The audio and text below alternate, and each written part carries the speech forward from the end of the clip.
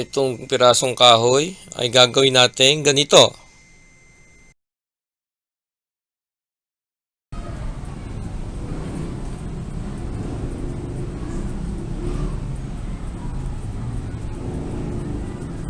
Get ready.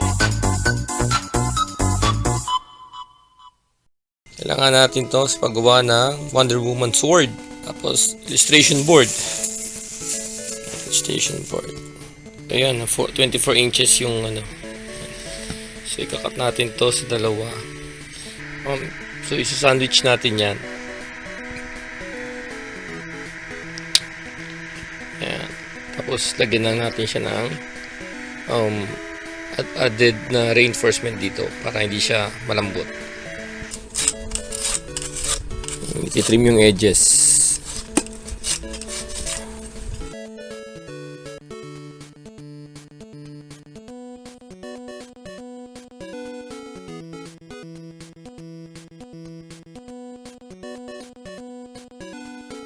Okay, glue.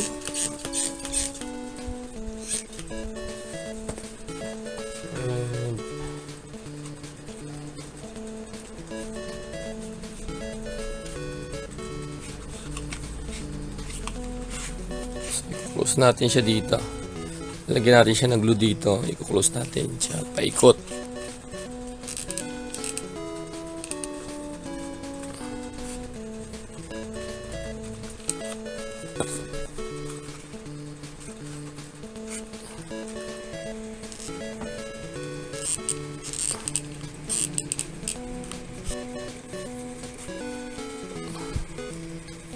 Trim yung excess part. Ito yung mga excess part, tingnan natin para pag pininturahan siya, malinis siya tignan. Trinis ko lang siya kung anong itsura. Yan, ganyan. Hinati ko sa dalawa. Tapos kinat ko. Pali ganito siya. Sabay pag-cut ko, ganyan siya. Ganyan na siya. Sabay iti-trace ko na siya dyan. So after nang i-trace, kakat na natin siya.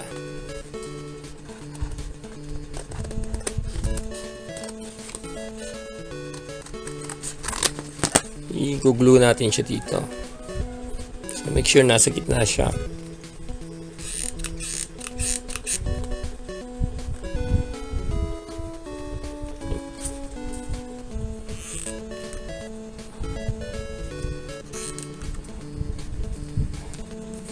Sa other side din.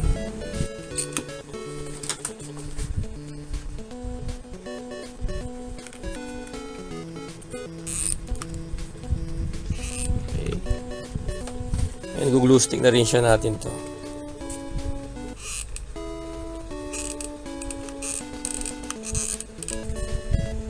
Yes.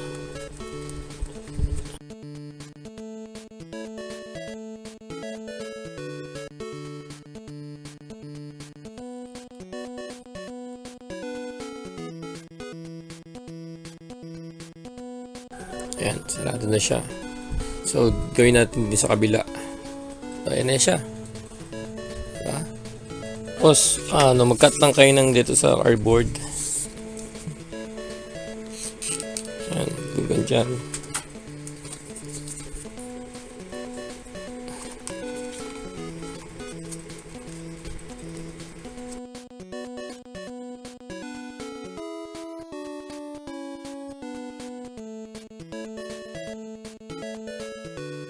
Ayan.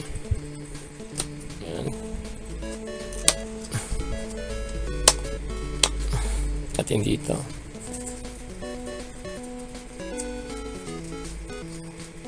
Tapos dito, lagyan natin ng ito. Tapos lang for effects. Ito naman gawa tayong sa tail niya. So, tansyahan lang.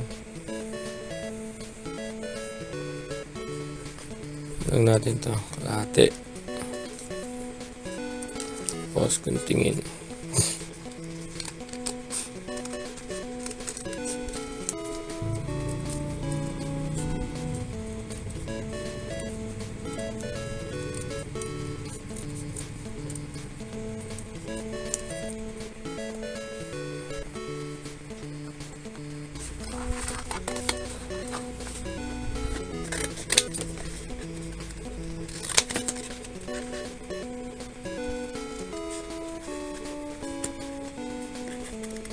to, dalawa.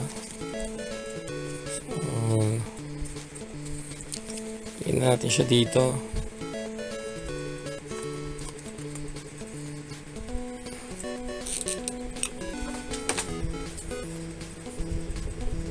Oh.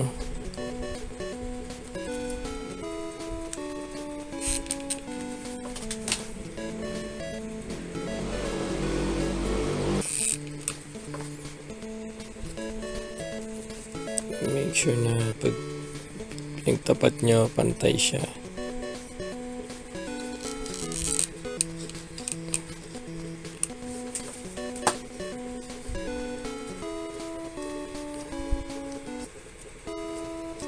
Cardboard. Ito lang.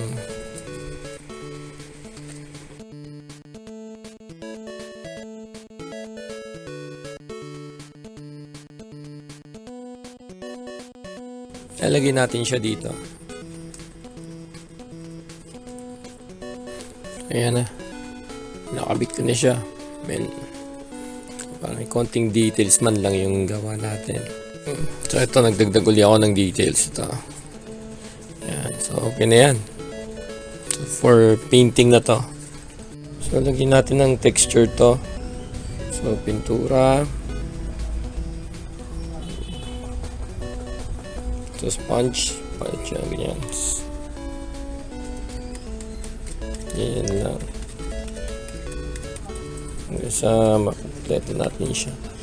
So ito na siya. Yan o. Textured. Ito yung handle. Yan.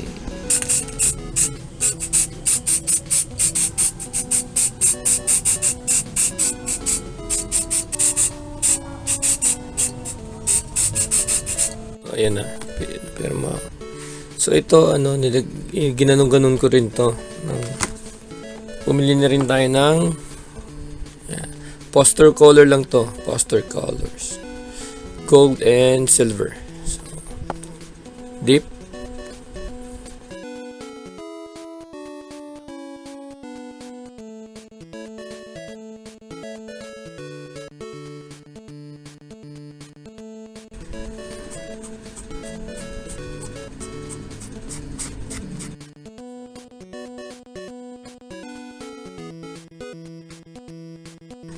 Yeah. Yeah.